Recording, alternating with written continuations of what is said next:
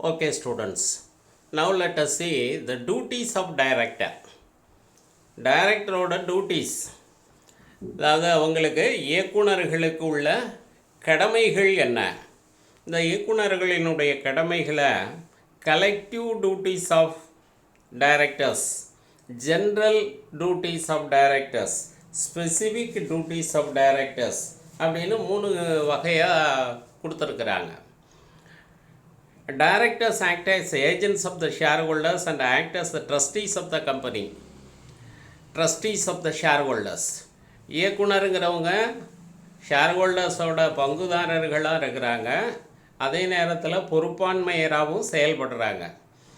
Thus, they have a fiduciary duty. Thus, they have a fiduciary duty to protect the property of the company. நிறுவனத்தினுடைய சொத்துக்களை பாதுகாத்து தரக்கூடிய ஒரு நிதி அதிகாரியாக அவர்கள் செயல்படுகிறார்கள். Simply stated the following are the duties of the directors. இப்போ அந்த டியூட்டிஸில் collective duties of directors. Director as a part of board of directors as a part of board perform certain duties collectively. இயக்குனர் கலெக்டிவாக இயக்குனர் அவைங்கிற அடிப்படையில் அவங்களுக்கு என்னென்ன கடமையாற்ற வேண்டும்? To approval of annual accounts and authentication of annual accounts. ஆண்டு கணக்குகளை சரிபார்த்து சான்று பகர்வதற்கான கடமை அவர்களுக்கு உண்டு. அப்ரூவல் ஆஃப் ஆனுவல் அக்கௌண்ட்ஸ் அந்த ஆண்டு கணக்குகள் எல்லாத்தையும் சரிபார்த்து அந்த கணக்குகள் அனைத்தும் சரியாக இருக்குன்னு ஆதென்டிஃபிகேஷன் உறுதிமொழி இவங்க சான்று பகரக்கூடிய வகையில், உறுதிமொழி அளிக்கக்கூடிய வகையில் கையொப்பமிட வேண்டும். இதுதான் approval of annual accounts and authentication of annual accounts. Directors report to shareholders highlighting the performance of the company, transfer to reserves, investments of surplus funds for borrowings. இதையெல்லாம் சொல்லுவதற்கு அவர்களுக்கு அந்த கடமை இருக்குது. இந்த ஆண்டு இயக்குனர் அவையில் என்ன சாதிச்சிருக்கு, என்னென்ன பணிகளை மேற்கொண்டிருக்கு, சிறப்பாக மேற்கொண்ட பணிகள் என்னென்ன, அதே மாதிரி எவ்வளோ லாபம் கிடச்சிருக்கு, அந்த லாபத்தில் எவ்வளவு ரிசர்வுக்கு மாற்றிருக்கிறோம், எவ்வளவு பணத்தை முதலீடு செய்திருக்கிறோம், சர்ப்ளஸ் ஃபண்ட்ஸ் எவ்வளவு உபரியாக உள்ள கிடைச்ச பணத்தை எவ்வளவு முதலீடு செய்திருக்கோம், எவ்வளவு கடன் வாங்கியிருக்கிறோம், இந்த தகவல்களையெல்லாம் சொல்ல வேண்டியது இயக்குனர் அறிக்கையில் சொல்ல வேண்டியது இயக்குனர்களினுடைய கடமை. அப்பாயின்மெண்ட் ஆஃப் ஃபஸ்ட் ஆடிட்டர்ஸ், முதல் தணிக்கையாளரை பணியமர்த்த வேண்டியது இவர்களோட கடமை. Issuance of notice and holdings of board meetings and shareholders meeting. இயக்குனர் அவை தான் இயக்குனர் அவை கூட்டத்திற்கும் அதே மாதிரி பங்குதாரர்கள் கூட்டத்திற்கும் அழைப்பு விடுக்கும். அது மாதிரி அழைப்பு விடுத்து அந்த கூட்டங்களுக்கு ஏற்பாடு செய்ய வேண்டியது இவர்களோட கடமை. Passing of resolutions at board meetings or by circulation. Board மீட்டிங்ஸில் இயக்குனர் அவையில் தீர்மானங்களை நிறைவேற்ற வேண்டியது or passing of resolution at board meetings or by circulation அடிப்படையிலையும் தீர்மானத்தை நிறைவேற்றக்கூடிய கடமை இவர்களுக்கு உண்டு. ஜென்ரல் டியூட்டிஸ் ஆஃப் டைரக்டர்ஸ், பொதுவான கடமை இயக்குனர் அவைக்கு என்னென்னா structuring or new policy to reach the objectives of the company. கம்பெனியினுடைய குறிக்கோளை நிறைவேற்றுவதற்கான வழிமுறைகளை வகுக்க வேண்டியது, அதை சரி பண்ண வேண்டியது, ஒழுங்குபடுத்த வேண்டியது, புதிய திட்டங்களை கொள்கைகளை வகுத்து அந்த குறிக்கோளை நிறைவேற்ற வேண்டிய கடமை இயக்குனர் அவைக்கு உண்டு, பொதுவான கடமை. Delegating power to any committee if the articles permits for well-being of the company. சில பணிகளை இந்த சிறப்பு தேர்ச்சி பெற்றவர்கள்ட்ட ஒப்படைக்க வேண்டும். அது ஆர்டிகல்ஸ் ஆஃப் அசோசியேஷன் ப்ரொவைட் பண்ணியிருந்தால், அனுமதிச்சிருந்ததுன்னா சில பவர்ஸை சில கமிட்டிகிட்ட கொடுத்து சில குழு அமைத்து அந்த குழுவின் அடிப்படையில் இந்த தீர்மானங்களை செய்வதற்கான கடமை இவர்களுக்கு உண்டு. Issuing instruction to employees for implementation of policy to review the company's progress. சரியான அறிவிக்கைகளை கொடுத்து, தகவல்களை கொடுத்து, பணியாளர்களுக்கு உரிய தகவல்களை கொடுத்து, அந்த தகவல்கள் வாயிலாக கொள்கைகளை செயல்படுத்தவும், இந்த கம்பெனியினுடைய முன்னேற்றத்திற்காக இந்த பணிகளை மேற்கொள்வதற்கான கடமை இயக்குநர்களுக்கு உண்டு. Appointing their subordinates like MD, managing director, manager, secretary and other employees. இந்த கடமை இவர்களுக்கு உண்டு. மேலாண் இயக்குனர் அல்லது மேலாளர், நிறுவனத்தினுடைய செயலரை நியமிக்கக்கூடிய கடமை இவர்களுக்கு உண்டு. Acting in accordance with the articles of the company. Articles of association is a secondary important document. We should fill up at the time of registration itself. Articles of அசோசியேஷனுங்கிற ஒரு இரண்டாவது முக்கியத்துவம் வாய்ந்த நிறுவனத்தினுடைய விதிகளை உள்ளடக்கியுள்ள ஒரு ஆவணம். அந்த ஆவணத்தில் என்னென்ன விதிகள் சொல்லப்பட்டிருக்கோ அந்த விதிகளின்படி செயல்பட வேண்டியது இயக்குநர்களோட பொதுவான கடமை. ஆர்டிகல்ஸ் ஆஃப் அசோசியேஷனை மீறி எந்த ஒரு செயலையும் அவர்கள் செய்ய முடியாது. அதில் என்னதான் இந்த செயல்களை செய்வதற்கான பணி, எந்தெந்த செயல்களை செய்வதற்கான அனுமதி வழங்கப்பட்டிருக்கிறதோ அதை தான் இவங்க செய்யணும். இல்லைன்னா ஆர்டிகல்ஸை ஆல்டர் பண்ணி ஆகணும். Act in good faith in order to promote the objects of the company. நல்ல நம்பிக்கையில் செயல்படணும், அக்கறையோடு செயல்படணும். Perform duties with due and reasonable care and diligence. புத்தி கூர்மையோட, சாதுரியமாக, விவேகமாக செயல்பட்டு நிறுவன நலனை பாதுகாக்க வேண்டியது அவர்களோட பொதுவான கடமையாகும். Specific duties of directors. சிறப்பான கடமைகள். Duty to disclose his name, address and occupation. ஒவ்வொரு இயக்குனரும் தன்னோட பெயர், முகவரி எல்லாத்தையும், தொழில் எல்லாத்தையும் தெரிவிக்க வேண்டும். Duty to disclose his shareholdings and interest in the contracts if any.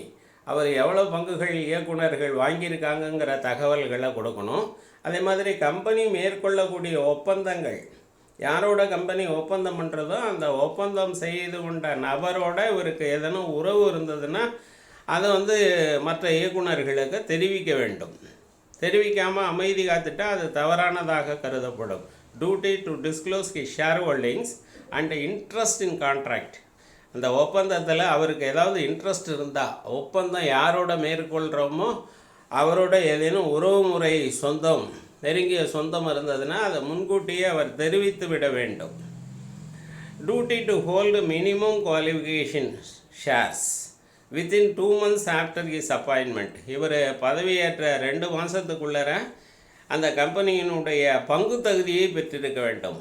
இதுவரைக்கும் பங்கு வாங்காமல் இருந்தார்னா இயக்குனரை பதவியேற்ற பிறகு 2 மாதத்துக்குள்ளர போதுமான பங்குகளை இவர் தன்வசம் வைத்திருக்க வேண்டும், தன்னோட பேரில் வைத்திருக்க வேண்டும். Duty to issue prospectus and fix minimum subscription.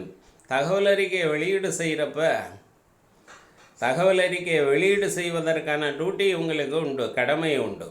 பங்கு முதல் திரட்டுவதற்காக தகவல் அறிக்கையை வெளியீடு செய்யும் போது அதில் குறும பங்கொப்பம், மினிமம் சப்ஸ்கிரிப்ஷன், எவ்வளவு குறைந்தபட்ச பங்கொப்பங்கிற தகவலை குறிப்பிட வேண்டிய கடமை இவர்களுக்கு உண்டு.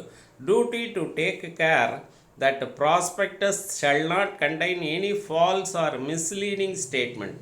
இவர் இயக்குனரவை வெளியிட்ட அந்த தகவல் அறிக்கையில் பொய்யான கூற்றுக்கள் எதுவும் இல்லை, உண்மைக்கு மாறான தகவல்கள் எதுவும் இல்லைங்கிறத இவங்க உறுதிப்படுத்த வேண்டிய கடமை இயக்குனரவைக்கு உண்டு. Duty to confirm the required disclosure in the prospectus as required by the act. சட்டப்படியாக அந்த தகவல் அறிக்கையில் என்னென்ன தகவல்கள் தர வேண்டுமோ அத்தனை தகவல்களும் இருக்குதான்னு சரிபார்த்து கொள்ள வேண்டியது இயக்குனரவையினுடைய கடமை. Duty to sign in the prospectus before submitting to the registrar of the company. அதாவது பதிவாளருக்கு ஒரு தகவல் அறிக்கையினுடைய காப்பியை தாக்கல் செய்ய வேண்டும். நிறுவனத்தினுடைய பதிவாளருக்கு இவங்க கையொப்பமிட்டு அந்த ப்ராஸ்பெக்டஸினுடைய நகலை தாக்கல் செய்ய வேண்டும். இப்போ இவர் கையெழுத்து போட்டார்னாலே அது எல்லாம் சரியாக இருக்குது, அதில் எந்த உண்மைக்கு மாறான தகவல்கள் இல்லை அப்படிங்கிறதுக்காக தான் அவர் கையொப்பமிடுறாரு. ஆகவே எந்த தகவல் அறிக்கையில் உண்மைக்கு மாறான தகவல்கள் எதுவும் இல்லை, பொய்யான கூற்றுக்கள் எதுவும் தெரிவிக்கப்படவில்லைங்கிறத உறுதிப்படுத்தி கொள்ள வேண்டும். நிறும பதிவாளருக்கு அந்த தகவல் அறிக்கையினுடைய நகலை சமர்ப்பிக்க வேண்டும். Duty to deposit application money in a scheduled bank and its utilization in accordance with the specification given in the act.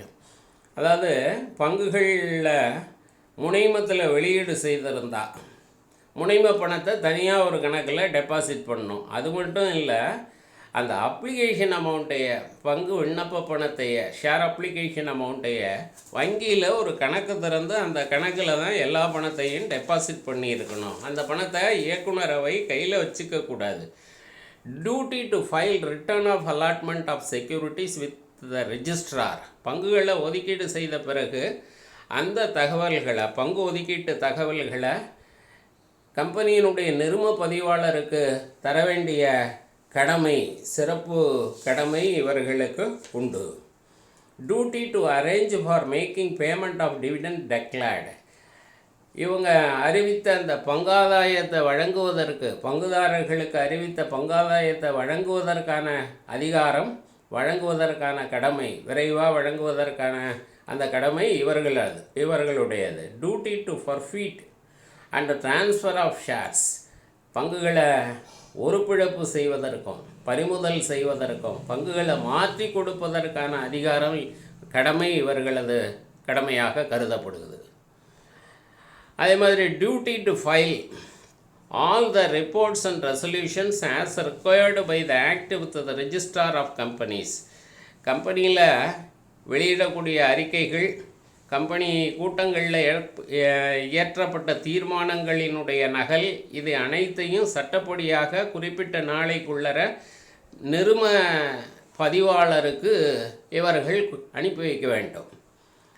Duty to carry out all other activities as specified in the act in time. சட்டத்தில் குறிப்பிட்ட மாதிரி குறிப்பிட்ட நேரத்தில் அந்த பணிகள் அனைத்தையும், நிறும பணிகள் அனைத்தையும் இவர்கள் மேற்கொள்ள வேண்டும்.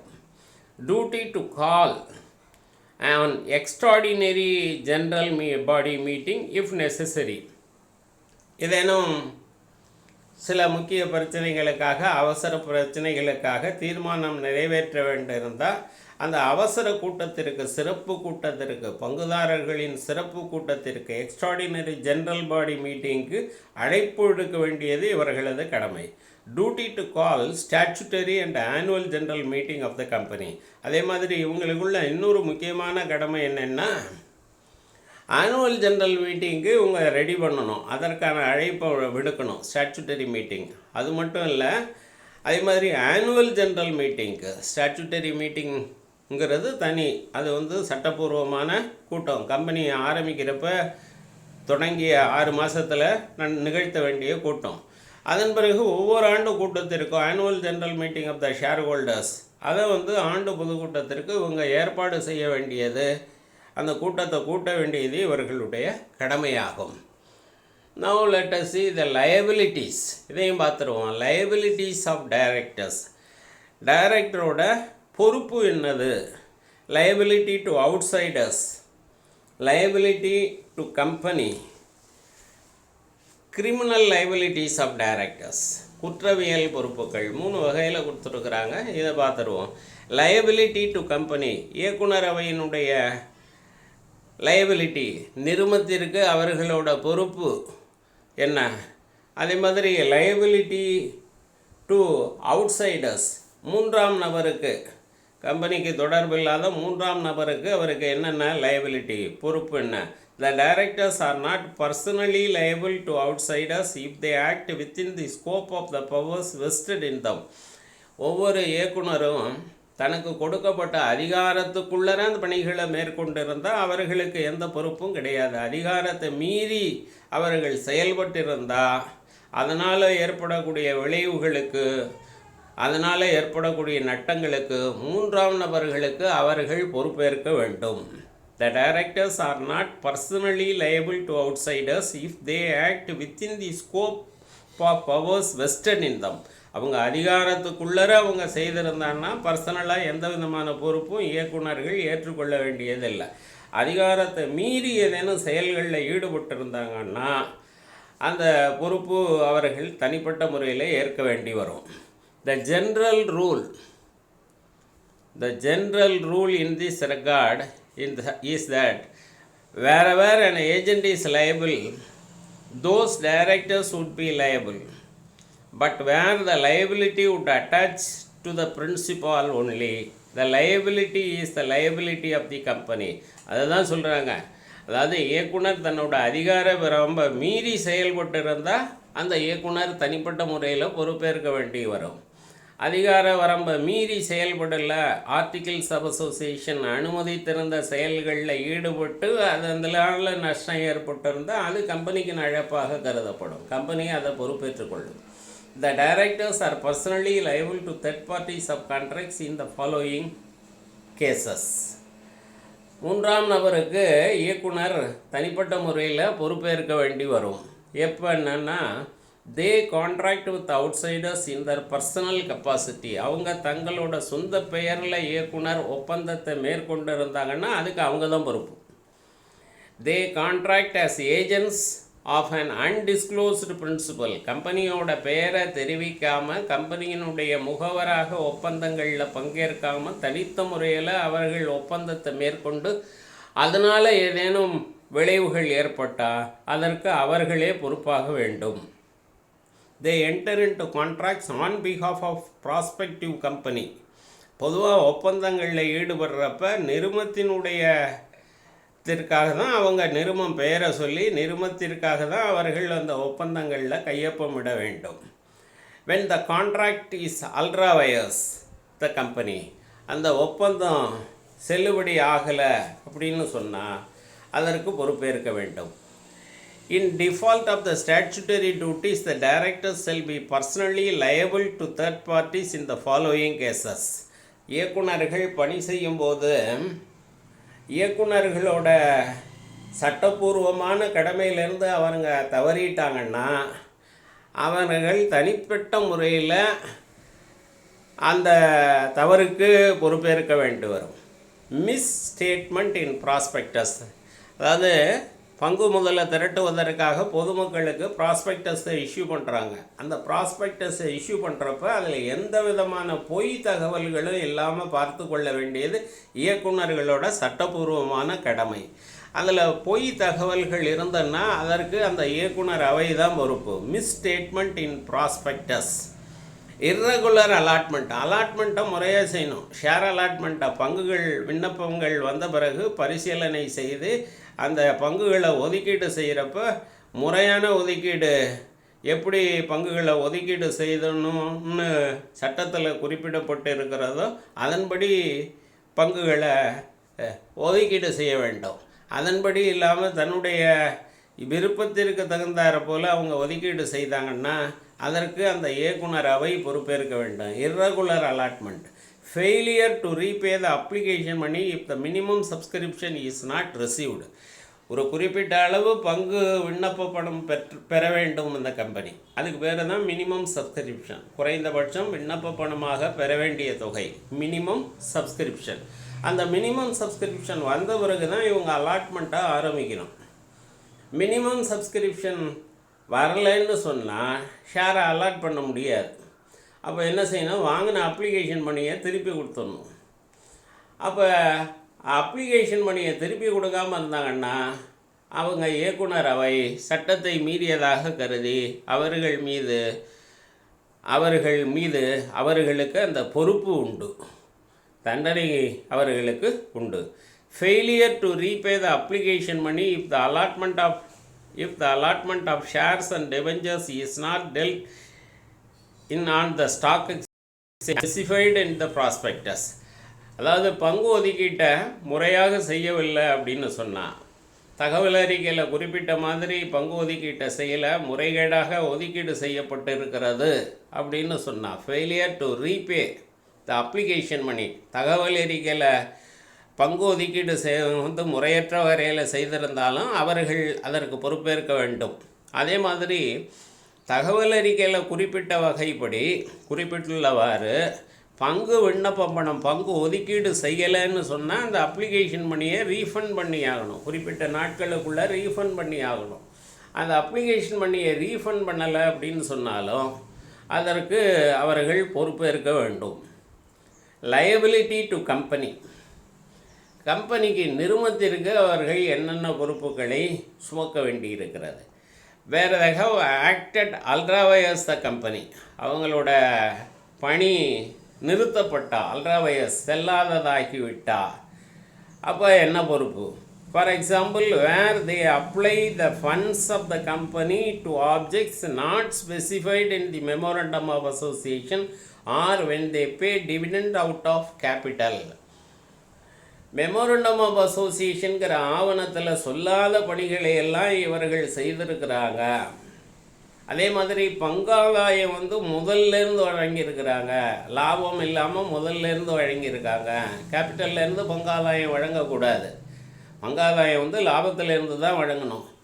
அப்போ இந்த 2 காரணங்களுக்காக இவங்க கம்பெனிக்கு பொறுப்பு ஏற்க வேண்டி வரும். எந்த 2 காரணங்கள்னால், பங்காதாயம் முதல்லேருந்து வழங்கியிருந்தா முதல் குறைஞ்சி போயிடும், அந்த மாதிரி காரணத்திற்காகவும், அதே மாதிரி இன்னொரு முக்கியமான காரணம், கம்பெனியினுடைய ஃபண்ட்ஸை அமைப்பு முறையில் சொல்லப்படாத நிகழ்வுகளுக்கு இவங்க செலவு செய்திருந்தாங்கன்னா, இன்வெஸ்ட் பண்ணியிருந்தாங்கன்னாலும் அதற்கு பொறுப்பேற்க வேண்டி வரும்.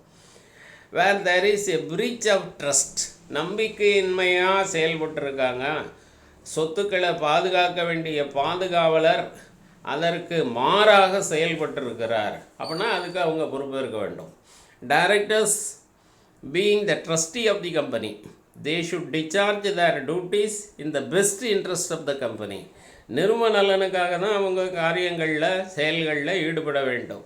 நிறுவன சொத்துக்களை பாதுகாக்கக்கூடிய வகையில், நிறுவன சொத்துக்களை மேம்படுத்தக்கூடிய வகையில், பங்குதாரர்களினுடைய பணத்தை பாதுகாக்கக்கூடிய பாதுகாவலர்களாக செயல்படாமல் அதை மீறி செயல்பட்டு இருந்தாங்கன்னா அவர்கள் பொறுப்பேற்க வேண்டி வரும். வேர் they commit the breach of trust resulting in loss to the company, they are bound to make good loss. எவ்வளோ நஷ்டம் ஏற்பட்டதோ அந்த நஷ்டத்தை முழுசாக ஈடுகட்ட வேண்டியது அவர்களோட பொறுப்பு. For example, where the directors of the company utilize the company's property for their own benefit, they are guilty of breach of trust. கம்பெனியினுடைய சொத்துக்களை கம்பெனி செயல்களுக்கு தான் பயன்படுத்த வேண்டும். நிறுவனத்தினுடைய சொத்துக்கள்ங்கிறது பொதுவான சொத்துக்கள், அதை நிறுவன நலனுக்காக பயன்படுத்தாமல் தன்னுடைய சொந்த நலனுக்காக பயன்படுத்தி ஏமாற்றணுங்கிற எண்ணத்தோட, தான் ஆதாயம் சம்பாதிக்கணுங்கிற எண்ணத்தோட செயல்பட்டாங்கன்னா இது நம்பிக்கைக்கு முரணானது.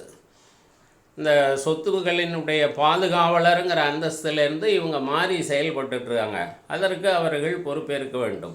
மிஸ்ஃபீசன்ஸ், directors are liable to the company for any misfeasance. The word misfeasance covers wilful negligence, அதாவது அலட்சியமாக வேணும்னே அவங்க செயல்படுறாங்க, நிதியில் முறைகேடு செய்திருக்கிறாங்க. However mere failure on the part of the director, failure on the part of the director to take necessary steps for the recovery of debts due to the company does not constitute misfeasance. அதாவது ஒரு ஏமாத்தணுங்கிற எண்ணத்தோட நிதிகள் முறையாக பயன்படுத்தாமல் நிதி முறைகேடு செய்திருந்தாங்கன்னா அவங்க பொறுப்பேற்க வேண்டும். கிரிமினல் லைபிலிட்டிஸ் ஆஃப் டைரக்டர்ஸ், குற்றவியல் பொறுப்புகள், இதை பார்ப்போம்.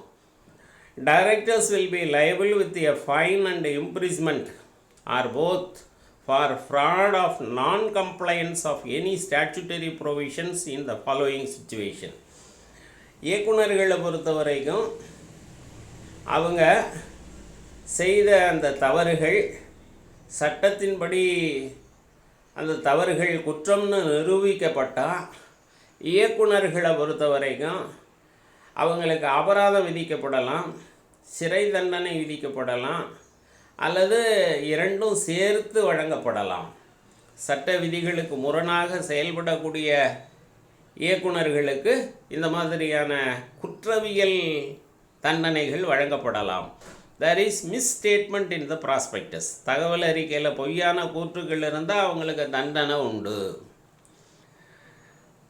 டிவிடெண்டே கொடுக்காம 2 வருஷம் 4 வருஷம் 5 வருஷம் டிவிடெண்டு கொடுத்தோன்னு ஒரு பொய்யான கூற்று இருந்ததுன்னா அந்த டைரக்டர்ஸுக்கு எல்லாருக்குமே யார் யார் கையெழுத்து போட்டாங்களோ அந்த ப்ராஸ்பெக்டஸில் அத்தனை பேருக்கும் அந்த தண்டனை உண்டு.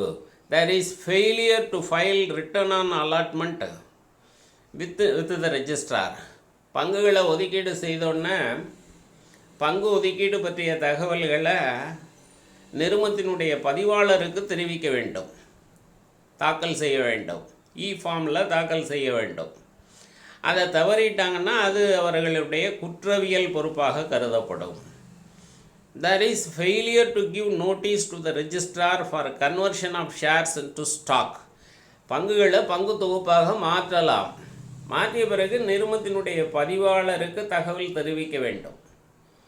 There is failure to issue share certificate and debenture certificate.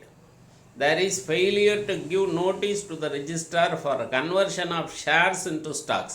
பங்குகளை பங்கு தொகுப்பாக மாற்றும்போது அந்த தகவல்கள் பதிவாளருக்கு தெரிவிக்க வேண்டும். தெரிவிக்கலைன்னா அவர்கள் மீது குற்றவியல் பொறுப்புக்குள்ளாவார்கள். There is failure to issue share certificate and debenture certificate. பங்குகள் ஒதுக்கீடு செய்த பிறகு அந்த பங்கு சான்றிதழ், கடன் பத்திர சான்றிதழ் உரியவர்களுக்கு அனுப்பி வைக்கப்பட வேண்டும். அது மாதிரி அனுப்பாமல் இருந்தாங்க, வழங்காமல் இருக்கிறாங்கன்னா அவர்கள் குற்றவியல் பொறுப்புக்குள்ளாவார்கள். அவங்களுக்கு தண்டனை, அபராதம் கொடுக்கலாம், ஃபைன் போடலாம், அல்லது சிறை தண்டனை கொடுக்கலாம், ரெண்டுமே சேர்த்து வழங்கலாம். There is failure to maintain register of members and register of debenture holders. பங்குதாரர் பதிவேடு, கடன் பத்திரதாரர் பதிவேடு, இந்த ரெண்டு பதிவேடும் முக்கியமாக கம்பெனியினுடைய பதிவு அலுவலகத்தில் இருக்கணும். இதை வைக்காமல் இருந்தாங்கன்னா, தயார் பண்ணாமல் இருந்தாங்கன்னா அவர்கள் மீது குற்றவியல் பொறுப்புக்குள்ளாவார்கள். There is a default in holding annual meetings. ஆண்டு பொதுக்கூட்டத்தை தவறிட்டாங்கன்னா, உரிய நாளைக்குள்ளே கூட்டலைன்னா அவர்களுக்கு குற்றவியல் பொறுப்பு வந்து சேரும். There is failure to provide financial statements. நிதிநிலை அறிக்கைகளை, நிதி அறிக்கைகளை உரிய காலத்தில் வழங்கலைன்னா அவர்களுக்கு குற்றவியல் பொறுப்பு உண்டு. Thank you students.